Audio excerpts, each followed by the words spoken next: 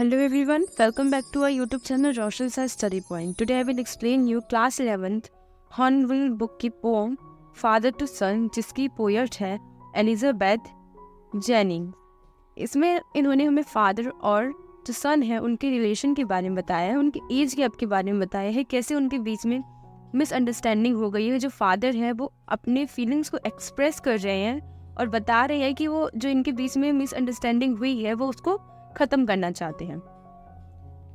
Poem की starting में जो ऑथर है वो हमें लाइन बताती है कि वो इस तरीके से होता है, I do not understand this child.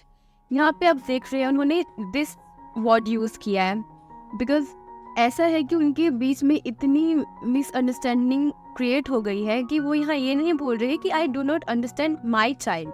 वो बोल रहे हैं कि मैं इस बच्चे को, दिस चाइल्ड जो है, मैं इसको बिल्कुल भी समझ नहीं पाया हूँ। आगे वो लाइन बताते हैं कि मैं इस बच्चे के साथ एक ही घर में बहुत टाइम से रह रहा हूँ, बट उसके बाद भी मैं इसको अच्छी तरीके से नहीं जानता, मुझे इसके पसंद नापसंद के बारे में नहीं पता। तो फादर बोलते हैं कि मैं जो हमारा पुराना रिश्ता था मैं उसको दोबारा से बिल्ड करने की कोशिश कर रहा हूँ। इस लाइन के बाद जो पोएट होती है वो एक तरीके का क्वेश्चन पूछती है कि क्या मैंने उस रिलेशनशिप को मार दिया है जो पुराने टाइम में मेरे और मेरे बेटे के साथ में था। उसी को बताते हुए आगे कहते हैं कि उनको ऐसा लग रहा है कि मैंने उस पुरानी चीज़ों को मार दिया है, क्योंकि जहाँ पे मैंने सीड को बोया है, ग्रो अप करने के लिए रखा है, वहाँ का लैंड तो उसका है बट वहाँ पे कुछ भी फादर का नहीं है। उन्हें ऐसा लगता है। उसके बाद वो कहते हैं कि शायद अब मैं उसकी किसी भी डिसीजन में मैं इंटरफेयर नहीं कर सकता, अब मैं कुछ भी उसको सजेस्ट नहीं कर सकता कि हमारा रिलेशन जो है वो इतना बिगड़ चुका है, इतना खराब हो चुका है। फिर आगे वो बताते हैं कि हम बात भी जो करते हैं एकदम स्ट्रेंजर के जैसे करते हैं, कि हम एक दूसरे को जानते ही नहीं हैं। फिर बात करने के साथ साथ ही हम एक दूसरे की फीलिंग्स को भी बिल्कुल नहीं समझते हैं। हम जो भी बात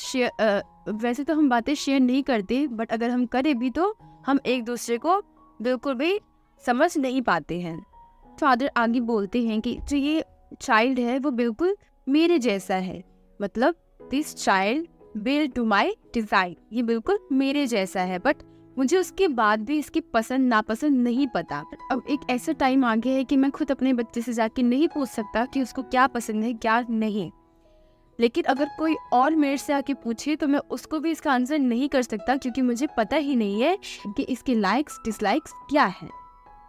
आगे पोएट हमें बताती है कि जब फादर और सन साथ में बैठते हैं तो उनके आसपास सिर्फ साइलेंस होती है, वो कोई भी बात नहीं कर पाते हैं, एक दूसरे से ठीक से नज़र भी नहीं मिला पाते हैं। फिर जो फादर है वो बोलते हैं कि मैं अपने बेटे को प्रोडिगल बनाऊंगा, मतलब उसको इतना खर्चीला उसका जो मन करे वो करेगा, बट वो इतना चाहते हैं उससे कि वो जो उनका सन है वो वापस अपने घर तो आ जाए,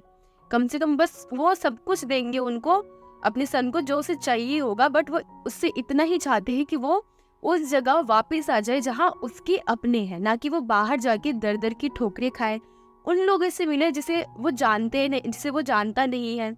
जबकि उसके पास वो सारे लोग हैं जो उसको जानते हैं और उसको प्यार कर सकते हैं। फादर कहते हैं कि वो अपने रिलेशनशिप को दोबारा से रीस्टार्ट करने के लिए तैयार है, बस वो इतना चाहते हैं कि जो उनका सन है वो वापस उनके पास आ जाए।